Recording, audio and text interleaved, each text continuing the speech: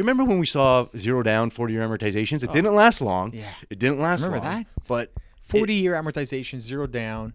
the Bank of Canada stepped in Yeah. to make changes, like to make affordability more tangible. And I think that needs to happen before we see those buyers that are kind of waiting before they really step in and make a move. Above and Beyond, the real estate show. Hello and welcome back to another episode of the Above and Beyond Real Estate Show. My name is Ralph Ciancio and I am the broker owner of RE/MAX Hallmark Ciancio Group. Really excited. We have a very special guest joining us today. We have a good friend, an old friend, a young old friend. We have Mr. Geoff Tata. He's a mobile mortgage specialist with the Royal Bank. And today we're going to be talking about a lot of different things, primarily talking about how finance has changed or financing has changed in the landscape of real estate over the last, say, maybe 6 months or 12 months. But we're going to have a really free-flowing episode where we don't really know where the conversation's going to go. So let's get right into it. Geoff, thank you for being here. Thanks, Ralph. I really appreciate the time. Yeah. 18 years now with RBC. 18 years with RBC. We've been working together maybe the last 13, 14 years. But Yeah. more than 13. Yeah, somewhere in there. 13, Well, 14 years. Yeah. We've seen a lot of changes. We've seen a lot of changes over the years, but nothing like we're experiencing today. Well, I think that's the thing with unpredictability is that you have scenarios where you are trying to anticipate what's going to happen, but nobody's seen this before. And, but what has stayed consistent is, obviously your work ethic and integrity with clients. And that's definitely, that's been a great kind of beacon that our clients are attracted to. And that's one of the reasons why I love working with RBC. I mean, everything is transparent. We complete everything up front. So there's no surprises that there's no last minute surprises that might affect the client before closing. We do all our underwriting up front. Appraisals are done up front. And when we issue, when we issue you that firm approval, there's no backing out. Yeah. Unless there's changes on the client's ends, but ultimately there's no backing out of that approval. And it's funny because I remember, I've been working with the Royal Bank for obviously for many years, so 12, 15 years now. We've had a great relationship, and I remember you guys talking about the idea of firm approval. Fast approval. Firm fast approval. But I never really understood the value of it in the markets we were in. I understood the value proposition, but I didn't really understand what does it really mean for a consumer. And then now going through what we've seen is, really quick turnaround. I've seen people really stuck outside without an umbrella, and it's been havoc, and so I definitely think there's a lot of value in knowing that your bank is guaranteeing you, as long as you are honest in your application, this will go through. Yes. As opposed to last minute changes a day or two before closing. We had a situation recently where, buyers had a problem with financing. It was not our clients. It was, they're guided by somebody else. But in the last minute, they did a appraisal of the property. There's 3 months delay between when the agreement was signed to when the actual closing took place, and the appraisal value came lower significantly than the purchase price, and now this is in litigation. It's not nice. It's horrible. It's not good for anybody, and I feel frustrated because it could have been avoided, very easily. 3 months before that. Yeah, and that doesn't happen with Royal Bank. Like I said, we do all our underwriting up front. So when we have that firm purchase agreement in place, we order the appraisal. Like the appraisal gets done within 5 days of So let's break signing down that some of purchase agreement. I want the viewers and the listeners here to understand some fundamentals in finance. So when we talk about an appraisal, what does that actually mean? Well, we send our appraiser out just to verify that the property is actually there. Of course, it's in good standing, it's in good shape. We want to make sure there's no issues with the property. I mean, on some occasions we might go to an older home and we might find asbestos and things like that. Or if it wasn't disclosed to the buyers, it was potentially a former grow-op that might come out during the appraisal. And I mean, those are hard stops. Yeah. So these are things that we want to get. These are items we want to uncover up front before we go ahead and put that firm stamp of approval on an application. So what you're saying is when somebody applies for a mortgage and maybe they're asking for $500,000 to buy a property that's worth $700,000, you're going to pay an independent appraiser to go out and verify that the home is actually worth the $700,000 that the seller and the buyer agreed upon. And the purpose of the appraisal is to make sure that you're not going to give $500,000 of Royal Bank's money on a property that's really worth $450,000. And that's the main reason right there, right? Like if the property's actually worth $450,000 and those were the recent sales, why is this buyer paying $700,000 for this property? What's different about this property?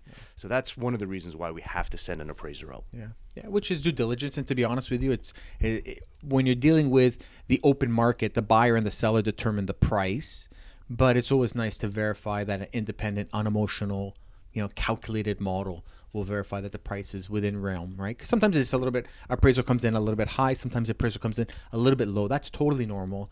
To be frank, I feel like a lot of times it comes in a little low just to, probably conservative. Conservative to protect the bank's interest, I'm sure. But we're talking about a 1% difference or 2% difference. No need to be really alarmed by that. But on the buying side in a regular market, we don't see it too often. More on the refinance side, where a client might think that their property's worth $1 million, but when we send our appraiser out, it might come in at $950,000 or $925,000, and that's where the conservative view from the lender will take over. Yeah, well, if you think about it, in a transaction, a buyer and seller in the open market determine the price.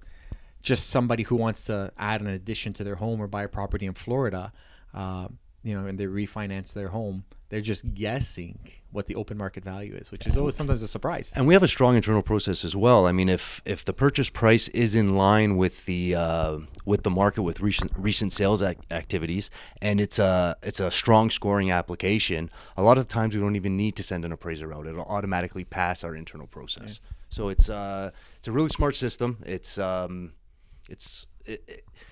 It makes me proud to work for RBC because we have this quick, firm, fast approval that we're able to issue our clients. And we don't make you sign any commitments or anything like that.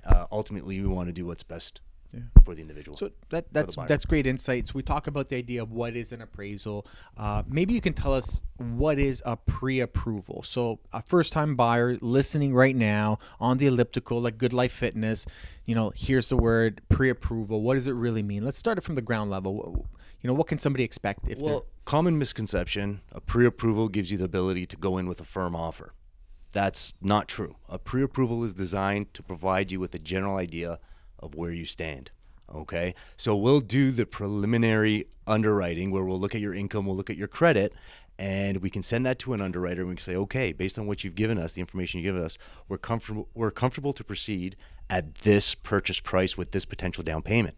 Okay. The further underwriting process will take place when an offer is accepted, and we send an appraiser out. So what you're saying is that the pre-approval is more about the actual customer, the buyer. What would they qualify for in an economic model? So like debt service ratios, income to debt. Exactly. So based on the income that you report, your T4s, whatever's supported, and then all your debt.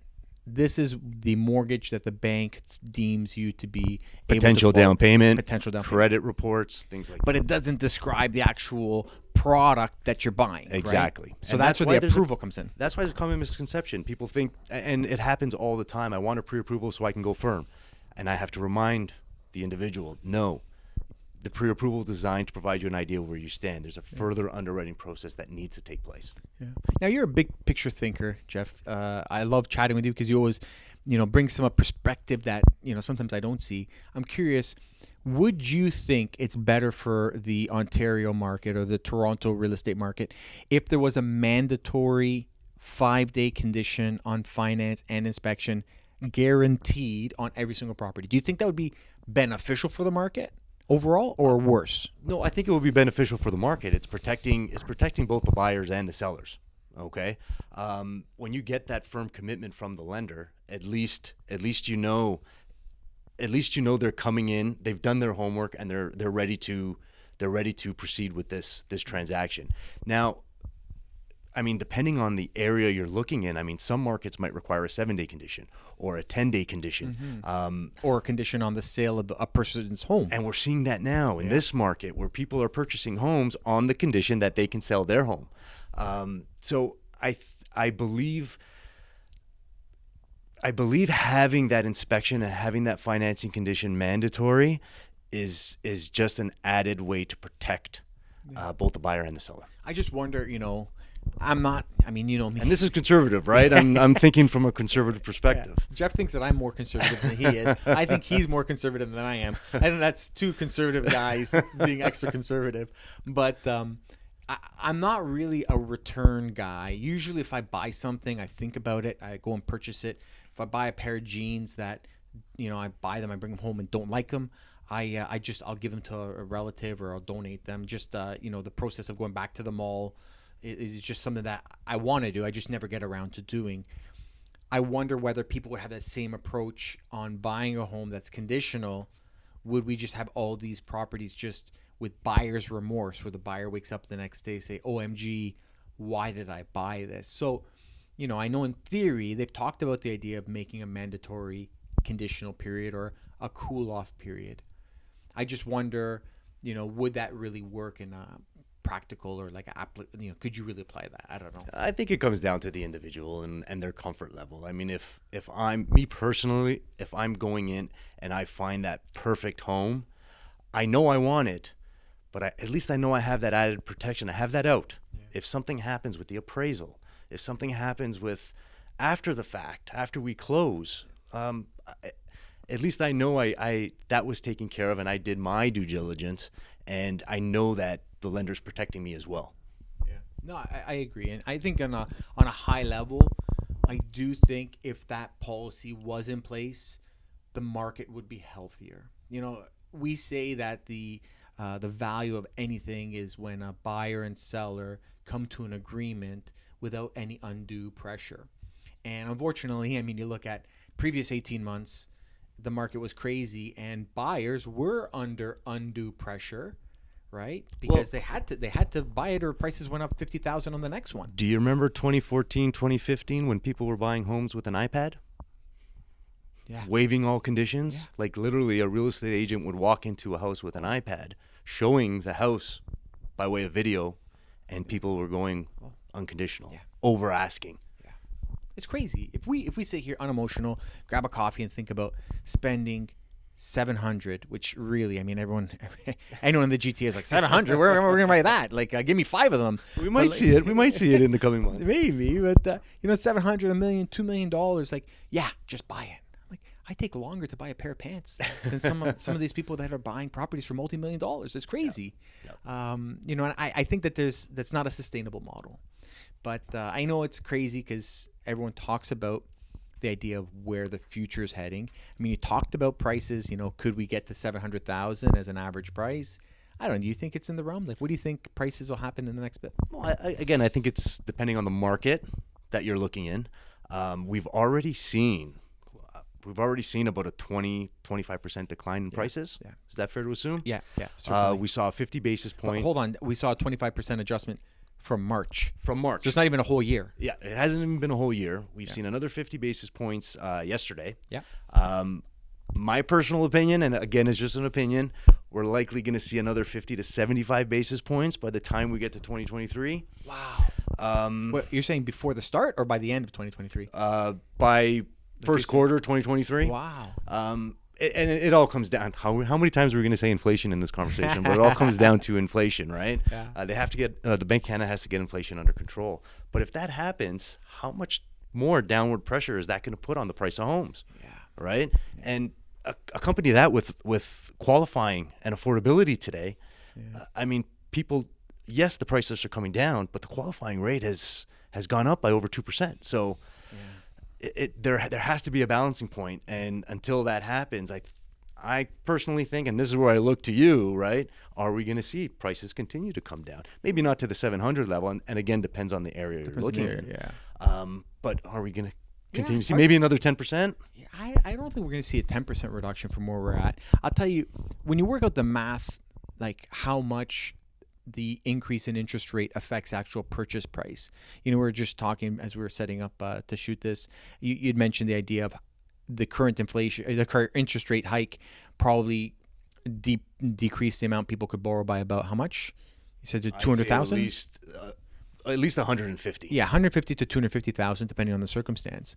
So what I sense out there in the marketplace is that buyers right now are speculating, saying if I wait a little longer, will I get a better price? And that stepping back, that itself will reduce the price. And as soon as there's a catalyst that gets people excited about buying a home, everyone's going to push back forward. See, and I don't think that will happen until we see policy changes. Agreed. Okay, so like I said, in January, people were qualifying based on 5.25%. Today, they're qualifying close to 8%. That's a big jump. Yeah, that's a is. big jump. And first-time buyers, people who are putting less than 20% down, high-ratio mortgages where the insurer has to step in, they're capped at a 25-year amortization. So now all of a sudden you have a 25-year amortization for a first-time buyer who's making good money, who spent years saving, having to qualify based on almost 8%.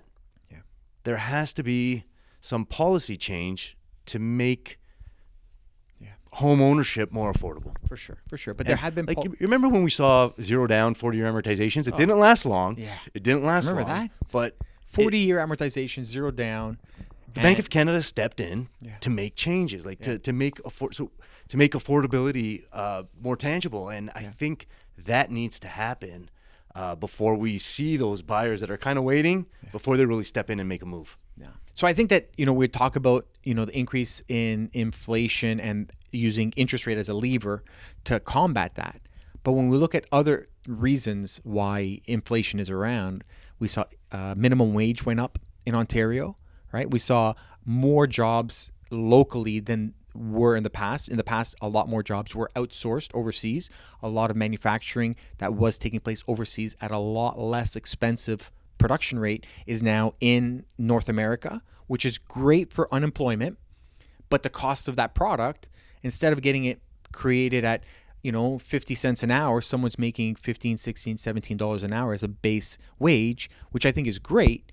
But that means that the cost of everything has gone up. The price of gasoline has also gone up. So I think we talk about interest rates as it relates to housing because we think mortgage is a big check we write.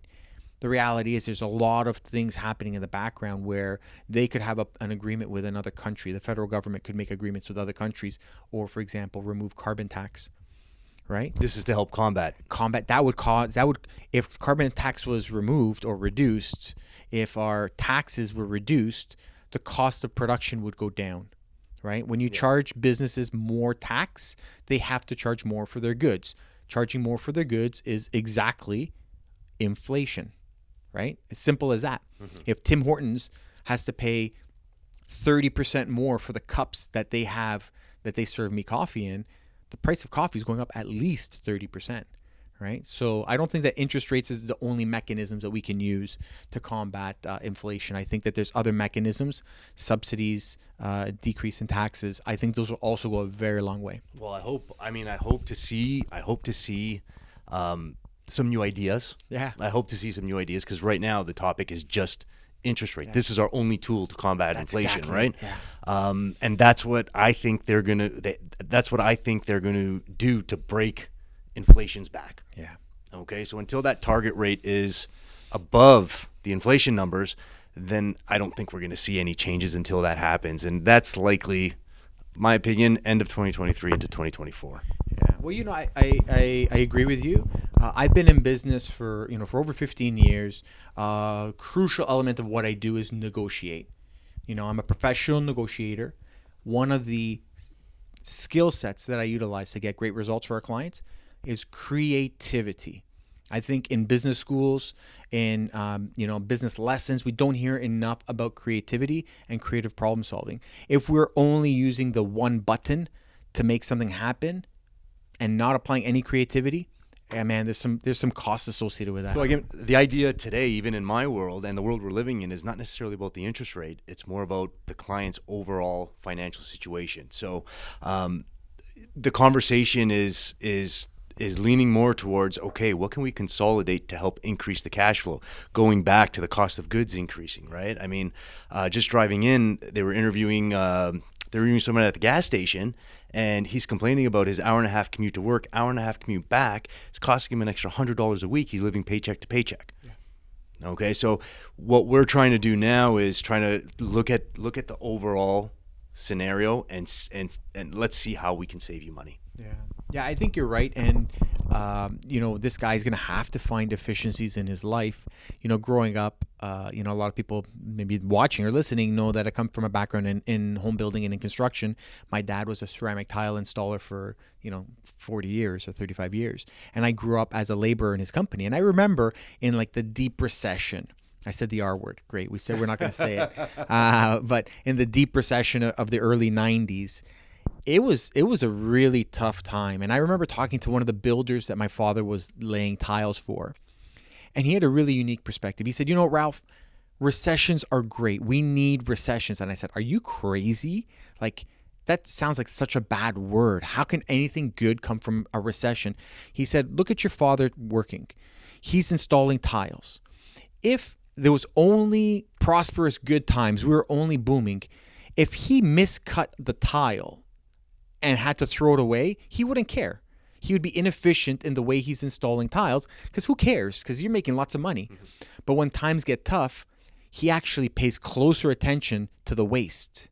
And that's exactly like your story of a guy at the gas station. He's going to have to look at, where am I wasting? Where can I find $100, right? Exactly. Somebody that wants to lose weight. I love, that January, that, mindset of, I got to lose 20 pounds. So what do? We stop eating, donuts. We stop drinking pop, right? We start cutting calories in the easiest ways possible. And that's what we're trying to do. We're looking at credit cards at 21, 22% interest rates. Yes. We're looking at credit lines at 12 to 15% interest rates. How can we consolidate this into one streamlined payment just to increase that monthly cash flow? So month to month, you have that extra money in your pocket. I think that goes a long way. And I think that one thing that I hope that the viewers heard in what you're saying is the idea of consolidating. We believe in financial literacy in our company. Our vision, our goal is to help people make great decisions. And the foundation of that is an informed market, which is really why we put on this show, is to help people stay informed, read behind the headlines. But the idea of consolidating, there's a lot of people out there that the easiest, elimination of Coca-Cola from your diet for somebody that wants to lose weight is consolidating expensive debt. And I think that could go a long way in terms of the cash flow. One thing that I'll say is, people are looking towards this rise in interest rates and saying, OMG, the sky is falling. It may feel that way, but I promise it's only temporary. This is not the normal rate and normal process. Well, actually, maybe it's more normal than it was. I think so. Yes. Previous was not normal, but this is now, we're going to land somewhere probably in the middle. I think there will be a regression on interest rates. I think it will come down. So if anybody's had a mortgage for over 10 years, like we're going back to 2010, interest rates were between 4 and 5%. People were going crazy for a 4-year fixed at 4.99. Yeah. And I personally think we're going to land somewhere between 4.5 to 5.5%. That will be the new norm. Yeah. But then again, what is normal? We really don't know. What is normal inflation? The Bank of Canada is saying 2%, but is 2% really normal? Where I hear some asset managers saying we have to be between 3 and 4% inflation, or 4 to 5%. Yeah. So what is normal? And we're really not gonna know until the next few months kind of play out, and we'll see how the numbers change. We'll see how the Bank of Canada is targeting the food industry, because there's pretty much 3 companies that are controlling the food prices. Yeah. How is that going to change? How is that pressure on those companies going to change? But we really can't predict anything. I just want to bring up a point.